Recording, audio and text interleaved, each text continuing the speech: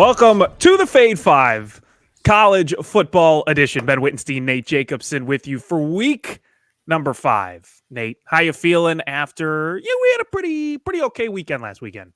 Well, you had the better weekend than me because you got the best of the head-to-head. I had Baylor money line. I did personally bet Baylor +2. I was really hoping that the Colorado, after scoring hitting the Hail Mary, would go for 2, and I would win no matter what. And maybe we could have both won if Colorado converted that 2-point conversion, but it went to overtime, and I lost in even more painful fashion as a Baylor running back fumbles at the goal line. And at that point, I was hoping that Baylor would score, go for 2, and then lose by 1 or win by 1. And that was a tough one to swallow. It made me consider quitting betting on this sport because of how crazy it was. But I woke up Sunday morning totally fine and over it. All right, perfect. Well, we got to reel you back from the edge here because I guess the head-to-head winner was my trophy to have. But it is. Come on, it was a Hail Mary attempt and then a fumble in overtime. Like, it's one of those things where it's like, it's just so unfortunate. I got the win. I don't know if I feel happy about it, though. Yeah, I mean, enjoy it. They're not always going to be pretty, and you're always going to, next time you have a bad beat, remember the luck you had on Saturday night in Boulder. That's true. It's going to be bad luck for me from now on. Okay, you know what? Let's go over to our plus bus because we do love the plus bus. Nate, it's our plus bets of the weekend. What are you liking? Yeah, so full disclosure, I was going to put up Fresno State for this when I was doing some of my prep last night, but we got news over the middle of the night, basically, that the UNLV quarterback was transferring out after 3 games because of maybe some NIL mishap or something. And because of that, the line shifted enough where now UNLV is actually the underdog. So I'm going to stay away from that game. Because I was going to give out Fresno State at a money line price with a spread of +4. And I'm going to take a bigger dog because don't like too many underdogs this week. But I'm going to make the case for Western Kentucky, the Hilltoppers at +375. They're playing at Boston College. And this is fading Boston College off the storm the field win over Michigan State. And you were right about that. That was another battle you won where I kind of like Boston College minus the points. And you had Michigan State plus the points, which covered every number. Michigan State took a lot of money on game night, and Boston College was bet against. So I'm going to fade Boston College here off a really close win where the fans stormed the field and kind of see a letdown here. Plus Boston College, if you look at some of the results, they beat Florida State, but how good is that win? They did only lose by 6 to Missouri, but Mizzou really struggled last week against Vandy. So I know Boston College has improved and they're well coached under Bill O'Brien, but not sure they should be laying so many points here against a Western Kentucky team coming off a big win against Toledo. They have a bit of confidence. They did lose 66-0 to Alabama in week 1, but now they have a new quarterback in Caden Veldkamp. So a better quarterback now than TJ Finley. So like Western Kentucky here to keep within the number and at a big money line price, almost 4-1. Why not take a shot at the Hilltoppers in Chestnut Hill on Saturday afternoon? Oh, I like it. I think that's a big swing. I like taking them on the spread. I really do. I think money line's kind of a good shot. If you're looking for a team that's a double-digit underdog to bet on the money line, I mean, I think Western Kentucky has got to be your best candidate. I also kind of like the under in that game. I think the way Boston College plays, it's slow, running the ball a lot, not a lot of deep yardage passes if the defense doesn't give it to them. So maybe they hit, the 45, 50 point mark. 55 is a lot. That's telltale. Nate, for my plus bet, we're going to go with the team that seemingly hit rock bottom last week in the UNC Tar Heels because they go on the road. They play arch rival Duke, and they're 2.5-point underdogs. I'm just going to take them on the money line because for me, this is a game where either UNC just gets blown out and their season's done, kaput, that's the end of it, or we see the UNC team kind of rally around Mac Brown, rally around the team. They're still 3-1. This isn't, the end of their season. It shouldn't have been that loss to JMU. It was a bad loss, but this isn't the end all be all. So I think they either win or they get blown out. I don't know if there's a middle ground where they, lose by a field goal or something like that. I think it's either win or you're dead to me. But again, there was reports where after the end of the game, Mac Brown was telling his team and he's like, listen, do you want me to quit? Do you want me to leave? And the team rallied around him. They have the support. I think this is a team that still likes him as a head coach. it's one bad game, and I know you weren't very high on UNC going into the season, so this might have been the type of season you saw them having, but off a bad loss with a team that I think rallied around their head coach. And UNC has also dominated this matchup. They've won the last 5 in a row in this matchup. They've won 7 of their last 10. They dominate Duke usually. This could be a really good get-right game for them after, quite frankly, an embarrassing loss to them against JMU. So I think I'm looking at this more in a positive light, that loss to them with the team rallying around the coach, going into a game in a matchup where they've dominated historically. I'll take the money line as a short favorite, plus 125 for UNC. Yeah, one thing I did get right on the show last week, I had James Madison plus 10.5. So when he scores 70 points, that's awesome. But it was mostly a fade of North Carolina. I understand what you're saying. This could be like the time to, buy low on UNC, but I still have some real concerns about them. And just Mac Brown in general, I don't really think much of him as a coach, and at least at his current age. And one thing to keep in mind, Mac Brown fired Manny Diaz, who is currently the coach of Duke. This is back when Manny Diaz was the defensive coordinator at Texas over 10 years ago. So Manny Diaz is going to make sure that maybe he gets to fire Mac Brown indirectly on Saturday. Little revenge game going on. It's a real revenge game, and I did see a clip this week of when the two teams played. Manny Diaz coached Miami at one point. So when Mac Brown, in his early of his second stint at UNC, they played each other, and they were not very pleasant with each other after the game when they were doing the handshakes, especially Diaz didn't really want any part of it. So I'm not saying Duke's a good team by any stretch. They have surprised me, but I am thinking that it's going to be just an interesting game, I guess, just because of all the dynamics and a local rivalry. Obviously, it's a huge basketball rivalry, but they also don't like each other when it comes to the gridiron. All right, Nate, it is time for the number 5 of our Fade 5 as we get into our 5 favorite bets of the weekend. Number 5. Yeah, let's start off Friday night. This is a bet I placed Sunday morning after I got over the Baylor loss and it was ready to go full swing into college football because I saw Rutgers was only minus 120 on the money line against Washington, and I just thought that would move. And now we're at Rutgers minus 2.5, a money line around minus 135. So yeah, I'll lay the points here with Rutgers at anything 2.5 or better. I think Rutgers has a solid roster, and we saw that a little bit last week when they go into Virginia Tech and kind of control that game in Blacksburg. I know Virginia Tech's had a down year, but still an impressive win on the road for Greg Schiano's team. I think the thing that's impressed me most about Rutgers is their quarterback, Ethan Kaliakmanis, who was a transfer from Minnesota, who really struggled with the Golden Gophers. He's actually played pretty well for Rutgers. And if you see what's going on at Minnesota with their offense, maybe it was an internal issue there or a coaching issue with PJ Fleck, and that Kaliakmanis needed to get out, and he's making the most of this opportunity in Piscataway. Washington, on the other side, it's a team I was down on going into the season. They overhauled their whole roster, their whole coaching staff. All those players who were playing for the national title and coaches, they're pretty much no longer there. And we saw last week, or 2 weeks ago, when they lost the Apple Cup to Washington State, kind of how different this team is under head coach Jed Fish. So they lose to Washington State 2 weeks ago. And then last weekend, we watched Washington State on a Friday night almost lose to San Jose State at home. So now that loss looks not as good for Washington. Now you have a Friday night, short week, long travel from Seattle to Piscataway. I really do like Rutgers in this spot and an opportunity to fade Washington, a program that I was already selling going into the season. Yeah, that cross-country travel, man, that's tough. They got to get on a plane, and that's like a 6-hour flight? 6.5-hour flight? Yeah, I mean, it has to be the longest trip that you could have within a conference, at least. Absolutely crazy. All right, Nate, you know what I'm going to go to? I am going to go to Oklahoma for my number 4 because I do love the Sooners. I'll play a little sounder. Number 4. Oklahoma Sooners, number 4, Nate.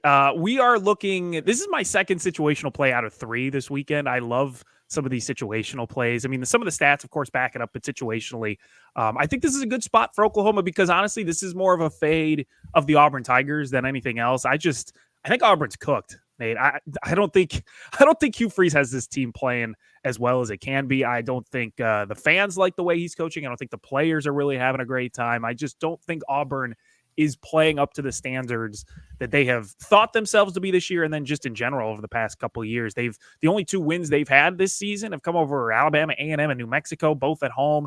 They haven't really impressed anyone too much. And now you have an Oklahoma team coming off a horrendous loss against Tennessee. They benched their starting quarterback, and now they come into this game with their backup, Michael Hawkins, going to be the starter.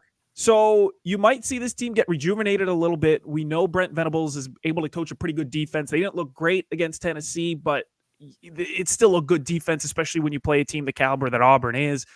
Oklahoma's only laying 2 points. If you want to take the 2 points, get it at a little lower value, but I like the money line at -121. The Auburn defense is going to be awful, so this is a good game for Hawkins to adjust himself to life in the SEC. 109th in opponent EPA per rush for the Auburn defense, 91st in an opponent EPA per drop back. They just don't do well defensively. So if you're going to have a guy coming in to start his first game on the road in a tough environment, this is the defense you want him to play. So Oklahoma money line, I really like this weekend, Nate. Yeah, the thing that's kind of holding me back, I agree with the idea of going with Oklahoma here, especially with a new quarterback who seems like he's actually pretty good and the program likes him quite a bit, is Oklahoma's defense and what we're going to get from them after their kind of all-in effort for 60 minutes against Tennessee. I thought they played really well against Tennessee, which is one of the most explosive offenses in the country. They did let up that explosive play late first quarter, the last play of the first quarter, I believe it was. But other than that, they did pretty well against Nico and Josh Heupel, and Venables really kind of was all in on that game plan, obviously, in such a big game for them, their SEC home opener. So I'm a little bit worried now that there's a little bit of a letdown. You go on the road. They did lose, so I would expect them still to play well. And if they were rolling out Jackson Arnold for this game, I would not want any part of Oklahoma. Agreed. But maybe this new quarterback bounce kind of helps them a bit with Hawkins. It kind of gives them a little bit of a different look because the offense really has struggled this year, even before the Tennessee game. So yeah, that's what I kind of like with Oklahoma. But I'm also just a little bit worried that maybe the defense doesn't have as much of a strong effort because they put so much into that Tennessee game and did pretty well. I like the easier defensive competition fact, and then you also have just even the scenario where the team is rejuvenated under a new quarterback offensively. So that's kind of my hope for a game like this. Let's go to number 3. Number 3. Yeah, biggest game of the week, and let's take the Georgia money line at -125. This is kind of a handicap where I'm not really looking too much into the X's and O's in the matchup, although it is a very fascinating matchup. And I have my preview up on thegamingjuice.com where I kind of wrote about the intrigue of Kalen DeBoer going against Kirby Smart and how Georgia really has struggled against Alabama, but that's when Nick Saban was the head coach. And Nick Saban always performs well against his former assistants, and Kirby was one of them. And that's why Saban beat him 5 of 6 times, including 1 national title, 3 SEC titles, and then there was a regular season game in 2020. But it's Kalen DeBoer now. It's a little bit different. I do like Kalen DeBoer, great offensive minds, won everywhere he goes. But I do think Georgia, part of their struggles against Alabama is more like kind of Nick Saban, just motivating his team and Nick Saban knowing what Kirby Smart wanted to do. The reason why I like Georgia in this game is Georgia has a much better strength of schedule heading into this game, where they beat Clemson, slow first half, but played well in the second half. And then they beat Kentucky. I know that score was only 13-12, but we've seen Georgia struggle in these early season conference games on the road. 2 years ago, almost lost to Mizzou. Last year, had a lot of trouble against Auburn and only won by 7. So I feel like that game against Kentucky, kind of a wake-up call for Georgia, especially off a bye, and Kirby will use that as motivation to make sure his team is focused. On the other side, Alabama beat Western Kentucky 66-0, but mentioned at the top of the show, Western Kentucky had their worst quarterback in. Then week 2, they play USF, and USF is driving down 8 with the 1st and goal situation, middle of the 4th quarter, and they settle for a short field goal. And then after that, Alabama hits them with a long touchdown, and then they score 2 more touchdowns. So the final score of that game was 42-16, but it was only a 5-point game with about 6 minutes left. So even though the scoreboard says Alabama blowout, it definitely wasn't a blowout. Then next week, week 3, they go up north, they play Wisconsin. Wisconsin's quarterback, Tyler Van Dyke, gets injured, tears his ACL on the first drive of the game that results in a Wisconsin field goal. Then Alabama goes out, wins 42-10, but I wasn't high on the Badgers going into the season, so I'm not going to put so much stock into that. So Alabama definitely has the potential to be a good team this year and definitely probably should make the playoff, but I'm not sure if they're quite at Georgia's level. And in a game that's basically a pick 'em, pick the winner, I'm going to take Georgia, a team that has won 42 regular season games in a row. I think they go to 43. I think that we're getting a discount because of the recent results where everyone thinks Alabama's amazing because of the last two games, even though I could poke holes through those wins. And then Georgia almost losing in Kentucky or a close game in Lexington at least. And those teams that had close games in SEC play the last few years, they would bounce back and win all their regular season games. So I don't see why not Georgia will do that, or why Georgia will not be able to do that on Saturday in Tuscaloosa. So give me the Bulldogs here on the money line. Yeah, there's not much I can add to that. I like Georgia here as well. I know you got them as a pick 'em early on when it opened, so that was crazy. First of all, that it opened as a pick 'em for a game like this. I think you look at all the aspects that you followed and the revenge aspect, and Georgia just being a really good team, and maybe underplaying against Kentucky. I just think this Georgia team is built specifically to beat teams like Alabama, especially now that they have a lot of the returning guys and they have the same leadership. It's just this should be kind of the Kalen DeBoer welcome to big time SEC moment where he's probably going to struggle, and Kirby Smart's going to run rings around him coaching wise. Don't forget, sign up for a free account at thegameofjuice.com. Nate mentioned it. You can read our stuff. You can read Brad Evans' stuff. It's all free account, free to read. You can get some good article breakdowns for the NFL, fantasy football, college football, whatever you want.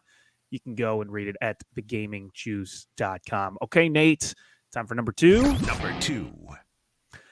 You know what? Let's go with my final situational spot of the weekend. That's the Baylor Bears. And I know this is a bet you also like. You can get them laying only 3, -115 at Caesars. And really, this is my favorite situational spot of the weekend, Nate. This is a great situational spot for Baylor, bad situational spot for BYU. Baylor coming off just a heartbreaking loss against Colorado. You loved them last week. They probably should have won last week. If that Hail Mary hadn't been caught, they win by a touchdown on the road as underdogs.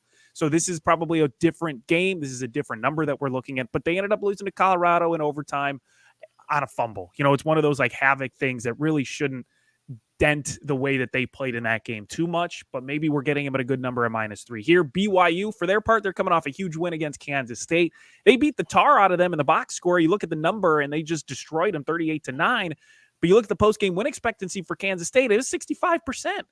In Kansas State, you look at the numbers, they outgained them by a lot, 367 to 241 in total yards. The BYU offense did not move the ball as well as Kansas State did.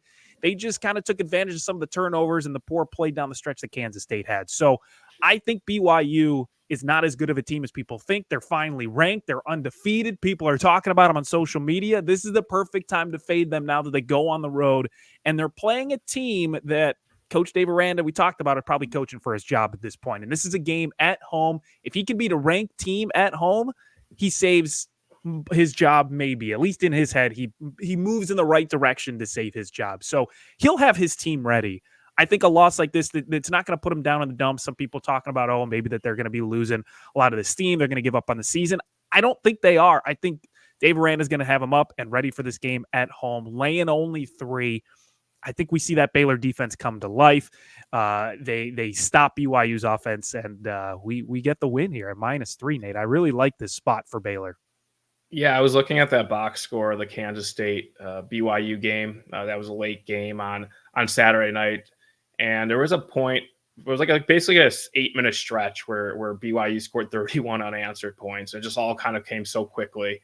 It was end of the second quarter and the early third quarter, capped off by like a 93-yard punt return by BYU, where the punt returner fumbled the ball and then picked it up and still took it to the house. So it felt like it was a deserved win for BYU, obviously, even if the advanced stats say they were very fortunate, but it also seems like it was kind of like an outlier performance and they're not as good as that. And I think we could take advantage of Baylor, especially I like that it's a early start, 11 a.m., so 10 a.m. for the players at BYU after playing such a late game on Saturday night in their Big 12 home opener. So situationally, I like Baylor here and the idea of fading BYU. And I think I'm going to bet -3 after the show because I didn't realize there was -3 out there. I thought it was all 3.5. Yeah, I looked right before the show. I checked it. This is Wednesday afternoon, so hopefully it stays that way at -3. Feel free to make that bet while we're talking. But I we will. do have our number one play of the week, and the play that Nate and I now this week we agree with. Number 1. All right, Nate, what is our number one play? Yeah, we're gonna take Texas A&M -3.5 with juiced to A&M. There's some -4 out there at more like -110. This line has dropped quite a bit. I know in the summer A&M was a double-digit favorite in this Yep. game, and I think it's justified. This line has come down, but I feel like it's come down a little too much. Last week, Arkansas beat Auburn, a team that Ben talked about a little bit earlier. But if you look at the advanced box score and the Bill Conley win expectancy stats, Arkansas only had a 7% win expectancy against Auburn. There was a lot of turnovers by Auburn quarterback Hank Brown and just kind of a lot of fluke plays that I don't think is sustainable. Texas A&M hasn't been great this year, especially offensively. They're starting a freshman quarterback in Marcel Reed. Their big win was against Florida, and that's not really saying much. But I do trust Mike Elko, the A&M new head coach, and his defense to have a big performance in this game. So kind of want to wait and see what kind of price we can get on A&M. Not really in a rush to bet this because of the chance it gets down a little bit more just because there's been so much money on Arkansas early in the week. But yeah, definitely looking at A&M here. And if you want to add anything, go for it. Yeah, I mean, I think I like the A&M defense as well. In a game like this, I think they can take advantage. As we talked about, and as I talked about, I don't like Auburn. I don't think they're a very good team. I liked Arkansas against Auburn last week. They were underdogs somehow to Auburn. I know it's a road game, but Auburn just isn't good, and Arkansas showed that Auburn isn't good. But now we're getting kind of a similar line, neutral site against Texas A&M. I think the Aggies should dominate. And I know Connor Wegman is questionable. He's a game time decision. Honestly, I'd rather see Marcel Reed probably play in this game. He's shown to be more than a serviceable backup quarterback. No interceptions so far to 4 touchdowns. He takes care of the ball. He provides a better look for the offense at quarterback. So I think you take that. You take probably a good Texas A&M offense with Reed, a very good defense, much better than Auburn. And I don't think Arkansas can cover this number against Texas A&M. Nate, I think we both like it. Yeah, I guess one thing that maybe would hold me back is it could be a revenge game for Bobby Petrino, the offensive coordinator of Arkansas. He was the offensive coordinator at A&M last year, and he didn't survive after a second year because Jimbo Fisher was fired. But he might actually, I don't know how much he's going to care because he was only there for a little bit, and he's probably more mad at Jimbo Fisher than he is the school. That he is And I don't know if you said neutral site. This game is at Cowboy Stadium. I know it's in Texas, but Arkansas will have a lot of fans here. Jerry Jones, one of the biggest Arkansas boosters. So I think this is going to be a true split crowd, Crazy. which is always fun to see when there's a good atmosphere for a neutral site game like I'd expect we'd see on Saturday. Yep. Also, don't forget, before we do a little bonus time, rate, review the show on YouTube. You can follow Nate and myself on Twitter, post our bets on there, post the videos, post our articles, post humorous musings all on X/Twitter. So it's a lot of fun. You can also yell at us if you want. But Nate, bonus time. Do you want to start this week? I was last week. Yeah, you get a little jazz hands. Let's go bonus time, Nate. We will go to you. NC State. Another line kind of similar to the A&M game where I just feel like this is a little too low and a little too short on the favorite. NC State, a team that like 3 weeks ago was only catching 10 on a neutral site against Tennessee, and then last week got blown out by Clemson. But I just don't think Northern Illinois is good at all. I think we learned that last week that win against Notre Dame in week 2 was an outlier. I mean, NIU lost to Buffalo as a 2-touchdown favorite last week. So yeah. I know the season for NC State has been a mess, but I do think that they're good enough to cover 7 against a MAC team that I know has a big win, probably the win of the season, but they also just lost to Buffalo and might not actually be that good. So I like this here. If you want to find I feel like we've been talking a lot about coaching connections with like Manny Diaz and Mac Brown. And we just talked about Bobby Petrino going up against A&M this week. I mean, the most obvious one, especially for us being local to the Chicagoland area, Dave Doran came from NIU. He was the coach of the team that made the Orange Bowl under Jordan Lynch. And then he went from NIU to NC State, and he's been there a while. So I feel like this is a game Dave Doran's going to really want. Even though they're playing a MAC school, it's not like NC State's going to overlook them. Doran's going to want to make sure to beat NIU. I'm sure he's a lot of respect for them, but he's not going to want to lose to them. So like NC State at -7 or better, 6.5 available as we speak. So I would take the Wolfpack here. I might have to walk on over to the sportsbook by Wrigley and place that bet in person since I can't do it legally on my phone. But I do love that bet. I also have the NC State win total over. So, and I didn't even give this game a second thought to thinking about their win. So I really hope this is a nice and comfortable win for NC State. For me, Nate, Indiana. I have to go with the alma mater. I've been a little off of them lately. This is kind of like the Indiana football fan in me where I'm like, there's no way they're this good. There's just no way that they can be this good of a football team. But here we are, undefeated in our welcome Maryland. And this is a legit Indiana football team, Nate. I don't know any other way to put it. Rourke, their quarterback, has been phenomenal. No interceptions this season.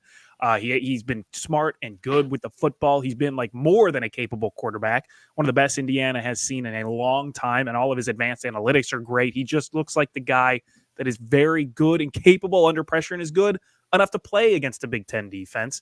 Also, IU's offense is insane. I mean, you look at their points per game, 12th in the country, 41.7 points per game, which I know they've played some small schools for a good portion of their schedule, but still being able to put 50 burgers on a couple of these teams is still impressive, especially for a team like Indiana that has had struggles in the past recent history against some of these smaller schools. So I think this is a full and complete and a changed Indiana football team under Kurt Cignetti. They welcome Maryland at home. They're laying a touchdown, which, you know, maybe you're a little nervous. You want 6.5, maybe wait for some Maryland money possibly by Saturday, but I still think 7 is fine for them. I think they can win this game by double digits against a Maryland team that is so defensively. They can be bad. Offensively, I think they have some issues as well. So I like Indiana here. I like laying the number.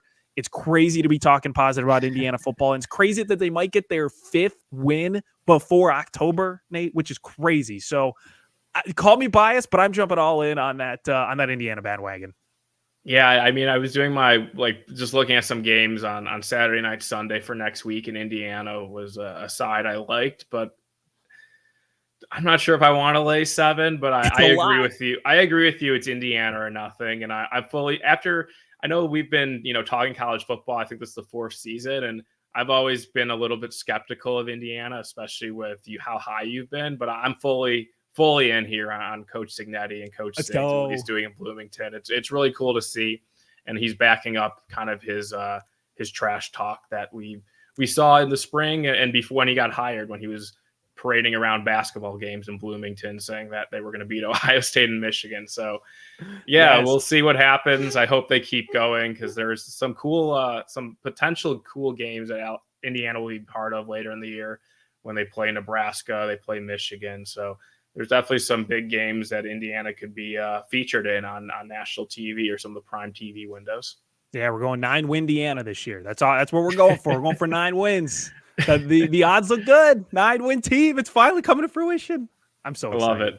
I love it. Don't forget, you can sign up, free account on thegamingjuice.com. You can read Nate and myself. It's all free for the account to read the bets, whatever you want to do. Come read, come interact. It's a lot of fun. You can also follow us on Twitter as well at our respective handles. Nate, if that's all you got, we might as well close this out. Yeah, let's get out of there. Make sure to read our work at the Gaming Juice and make sure to rate, review, subscribe to the podcast as we try to kind of right the ship after a little bit of a slow start, at least for me personally. Oh yeah, we're writing it this week. I feel good. I think all our bets are good situationally. They love it. Let us know if you have any bets of your own. You can let us know as well. And good luck to you, Nate, and good luck to everyone this week. We'll see you next week.